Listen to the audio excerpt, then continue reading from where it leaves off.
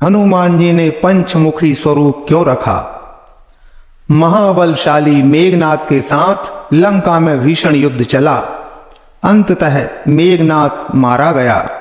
रावण, जो अब तक मद में चूर था, वह अब राम की सेना और लक्ष्मण का पराक्रम देखकर थोड़ा तनाव में आ गया।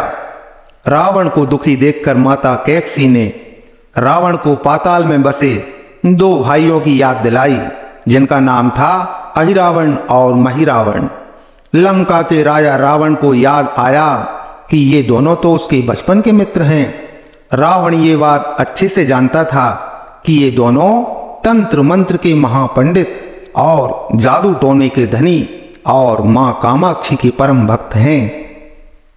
रावण ने उनको बुलवाया और कहा कि वे अपने छल बल व कौशल से राम और लक्ष्मण का सफाया कर दें।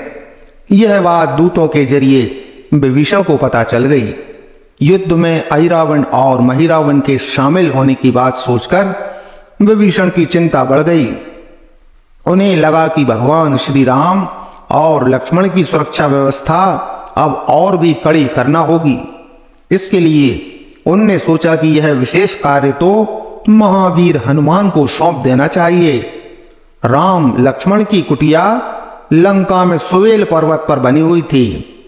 हनुमान जी ने राम जी की कुटिया के चारों ओर एक सुरक्षा घेरा खींच दिया। कोई जादू टोना, तंत्र मंत्र या मायावी राक्षस इसके अंदर प्रवेश नहीं कर सकता था। अहिरावण और महिरावण श्री राम व लक्ष्मण की हत्या करने के लिए कुटिया के पास पहुंचे, लेकिन इस सुरक्षा घेरे के आगे उनकी एक न चली, असफल रहे। उन्होंने फिर एक चाल चली। महिरावण विभीषण का रूप धर के कुटिया में घुस गया। राम और लक्ष्मण सपाट पत्थर की शिलाओं पर सो रहे थे। दोनों राक्षसों ने बिना किसी आहट के दोनों भाइयों को शिलाओं सहित उठाकर अपने निवास पाताल की ओर चल दिए। विभीषण लगातार सतर्क थे। उन्हें कुछ ही देर में ऐसा प्रतीत होने लगा जैसे कि कोई अनहोनी घटना घटने वाली है या घट चुकी। विभीषण को महिरावण पर शक था। उन्हें राम लक्ष्मण की जान की चिंता सताने लगी। विभीषण ने हनुमान जी को महिरावण के बारे में बताते हुए कहा कि वे उसका पीछा करें। लंका में अपने रूप में घूमना हनुमान जी के लिए ठीक न था, इसलिए उन्होंने एक पक्षी का रूप धारण किया और पक्षी के रूप में ही निकुंभला नगर पहुंच गए। निकुंभला नगरी में पक्षी का रूप धरे हनुमान जी ने एक कबूतर और कबूतरी को बतियाते हुए सुना। कबूतर कबूतरी से कह रहा था कि अब रावण की जीत पक्की है।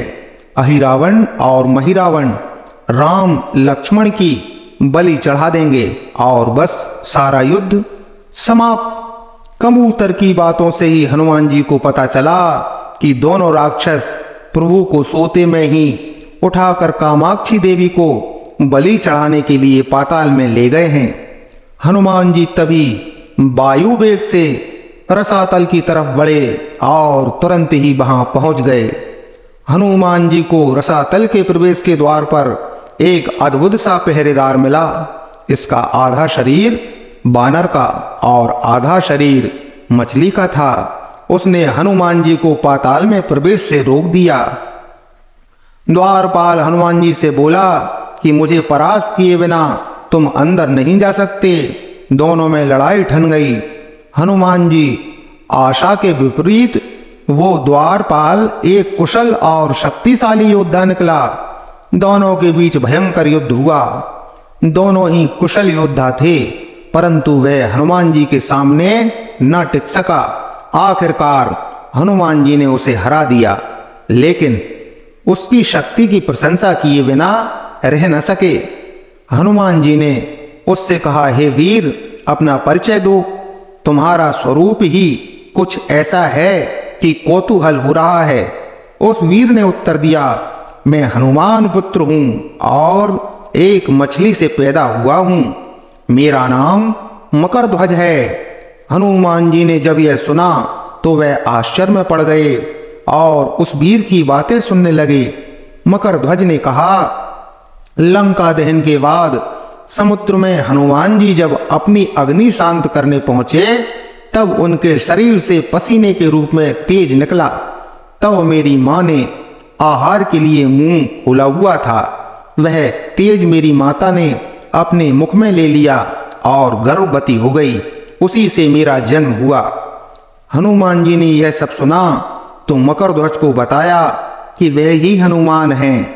यह सुन उसने हनुमान जी के चरण स्पर्श किए और हनुमान जी ने भी बेटे को गले से लगा लिया और वहां आने का पूरा कारण बताया और बेटे से कहा कि अपने पिता के स्वामी की रक्षा में सहायता करो। मकरध्वज ने उन्हें बताया कि राक्षस कुछ ही देर में बलि के लिए आने वाले हैं। बेहतर होगा कि आप रूप बदलकर कामाक्षी के मंदिर में जाकर बैठ जाएं। उनको सारी पूजा झरोखे से करने को कहें। हनुमान जी ने पहले तो मधुमक्खी का वेश रखा और मां कामाक्षी के मंदिर में घुस गए।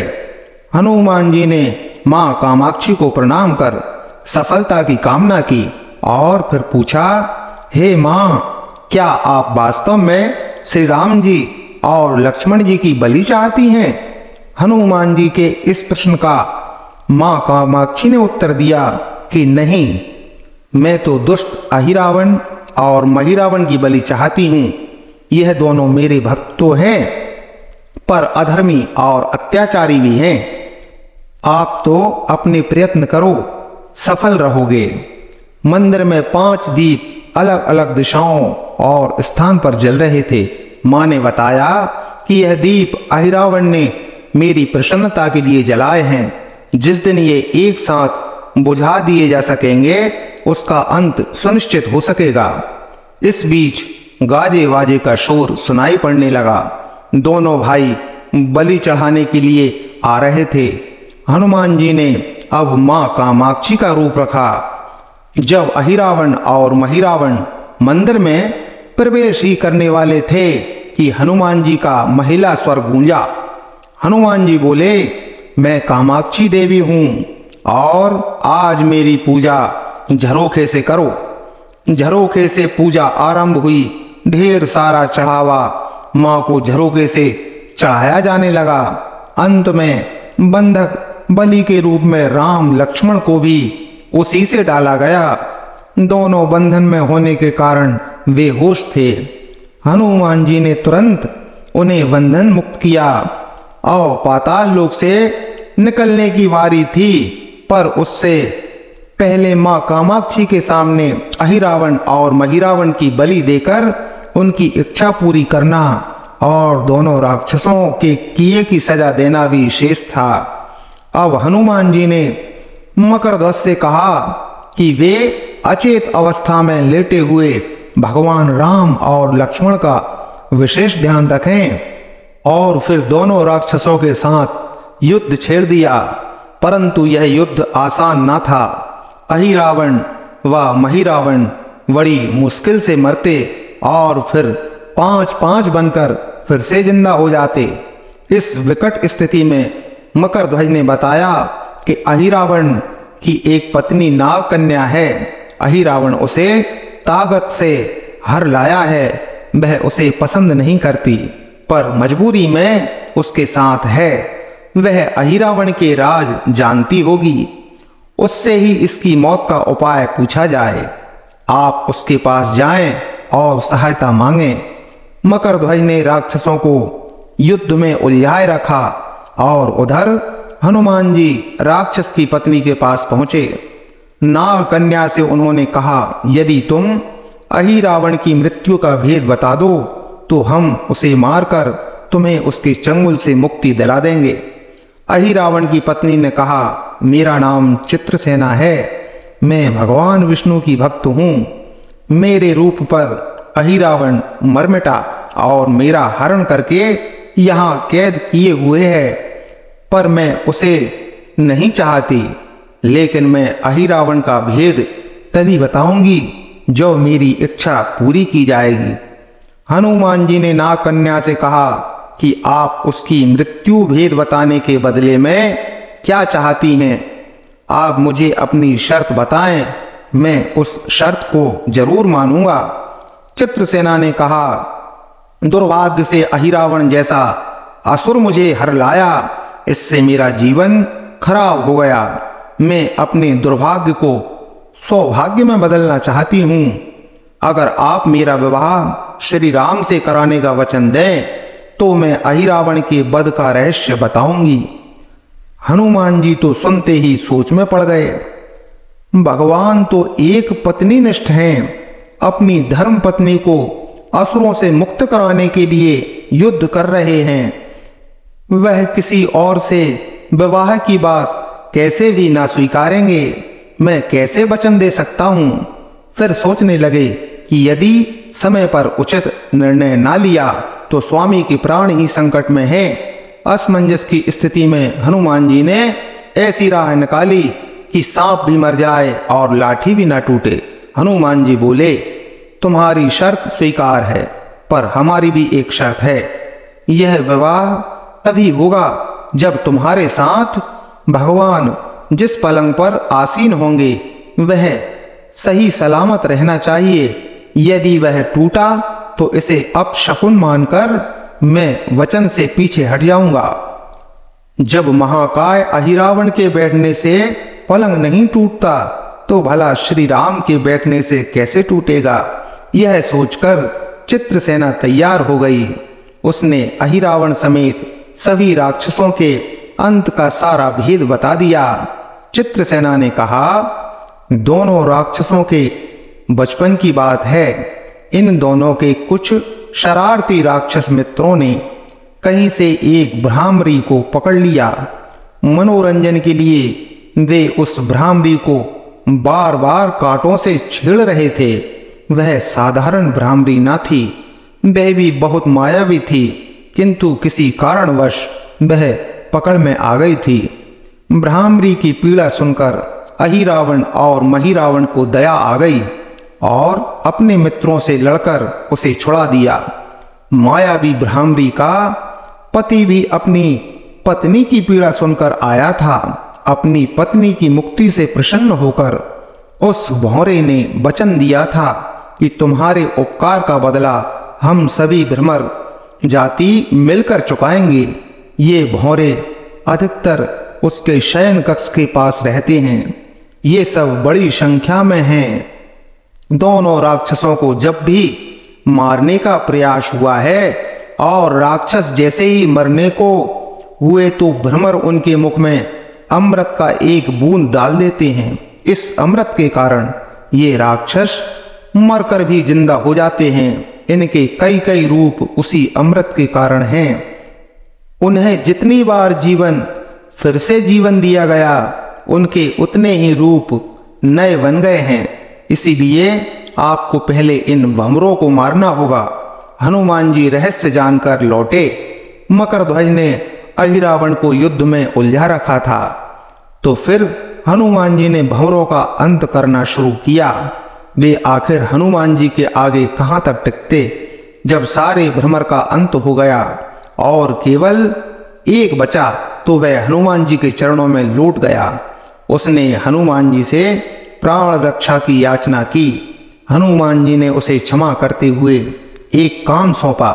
हनुमान जी बोले, मैं तुम्हें प्राण दान देता हूं, लेकिन शर्त पर कि तुम यहां से तुरंत चले जाओगे और अहिरावण की पत्नी के पलंग की पार्टी में घुसकर जल्दी से जल्दी उसे पूरी तरह खोखला बना दोगे। भंवरा तत्काल चित्रसेना के पलंग की पार्टी में घुसने के लिए प्रस्थान कर गया। इधर अहिरावण और महिरावण को अपने चमत्कार के लुप्त होने से बड़ा अचरज हुआ, पर उन्होंने मायावी युद्ध जारी रखा। भ्रमरों का हनुमान जी ने अंत कर दिया, लेकिन फिर भी हनुमान जी और मकरध्वज दोनों दैत्यों का अंत नहीं कर पा रहे थे। ये देखकर हनुमान जी कुछ चिंतित हुए। फिर उन्हें कामाक्षी देवी का वचन याद आया। देवी ने कहा था कि जब तक पांचों दीपक एक साथ नहीं बुझेंगे तब तक अहिरावण की सिद्धि जागृत रहेगी। और उनका वध नहीं हो सकेगा। हनुमान जी ने तुरंत पंचमुखी रूप धारण किया। उत्तर दिशा में बराह मुख, दक्षिण दिशा में नरसिंह मुख, पश्चिम दिशा में गरुड़ मुख, आकाश की ओर हयग्रीव मुख और पूर्व दिशा में हनुमान मुख। उसके बाद हनुमान जी ने अपने पांचों मुख द्वारा पांचों दिशाओं में रखे पांचों दीपक एक साथ बुझा दिए। अब उनके बार बार पैदा होने और लंबे समय तक जिंदा रहने की सारी आकांक्षाएं समाप्त हो गई थीं। हनुमान जी और मकरध्वज द्वारा दोनों राक्षसों का अंत हुआ। अब श्री राम और लक्ष्मण की मूर्छा दूर करने के उपाय किए गए। दोनों भाई होश में आ गए। नाग कन्या भी वहां आ गई। हनुमान जी ने कहा, अब आप बंधन मुक्त हो गए प्रभु, लेकिन इस काम के लिए हमें इस नाग कन्या की सहायता लेनी पड़ी। इसको अहिरावण हरण करके लाया था। इसकी शर्त के अनुसार अब आपको इससे विवाह करना होगा और अपने साथ ले चलना होगा, जिससे इसकी मुक्ति हो जाएगी। श्री राम हनुमान जी की बातें सुनकर चकराने लगे। प्रभु कुछ कह पाते इसके पहले हनुमान जी ने ही कह दिया कि प्रभु आप तो मुक्तिदाता हैं। इसने भी भेद बताया, वरना हम दैत्यों को मारकर आपको बचाने में सफल ना हो पाते। इसे भी मुक्ति मिलनी चाहिए, लेकिन प्रभु आप ज्यादा चिंता ना करके हम सबका जीवन बचाने वाले के प्रति बस इतना कीजिए कि आप इस पलंग पर बैठिए। बाकी के सारे काम मैं संपन्न करवाता हूँ।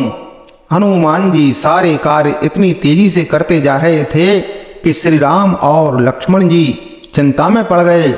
प्रभु जब तक कोई कदम उठाते तब तक हनुमान जी ने प्रभु की बाह पकड़ ली।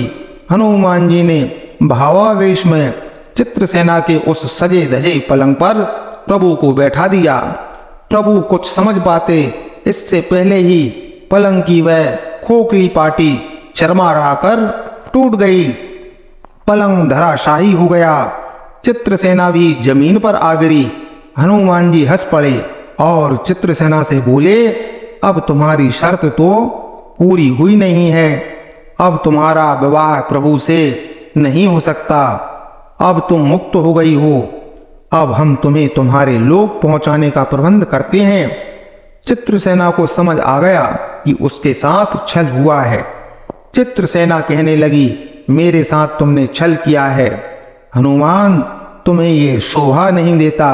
मैं तुम्हें शाप देती हूँ। इतने में ही सारी बात श्री राम समझ गए और उन्होंने चित्रसेना को रोका और कहा कि चित्रसेना, मैं एक पत्नी व्रत का पालन करने वाला और मर्यादा के बंधन में बना हुआ हूँ, इसलिए हनुमान जी को ये सब करना पड़ा। लेकिन मैं तुम्हें वचन देता हूँ कि द्वापुर में जब मैं कृष्ण रूप में अवतार लूंगा तब तुम मेरी पत्नी होगी और तुम्हारा नाम सत्यभामा होगा।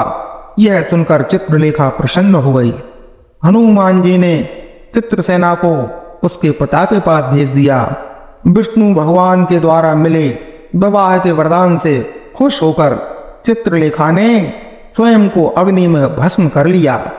श्री राम, लक्ष्मण, मकरध्वज और हनुमान जी सहित सुबेल पर्वत पर वापस आ गए। बोलो पंचमुखी हनुमान जी की जय हो। ज्ञानप्रद और हृदय स्पर्शी कहानी और कथाओं को सुनने के लिए चैनल को सब्सक्राइब कर लें। जय जय सीताराम।